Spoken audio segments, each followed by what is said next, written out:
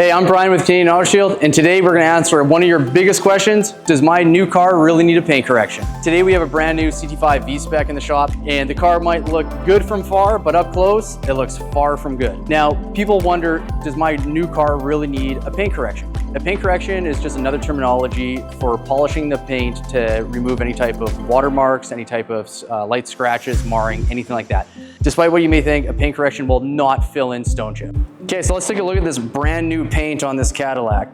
So as you can see, there is lots of swirl marks, water marks on it, even buffer marks that were most likely done from the dealership. People think that I have a brand new car, I should have brand new paint. Completely untrue. Just because your car's brand new to you doesn't mean your paint is brand new. Your car has traveled thousands of miles, it's touched dozens of different hands, it's been on rail, it's been on the back of trucks, and then it's been to the dealership where it's probably been wiped down improperly more than once or twice.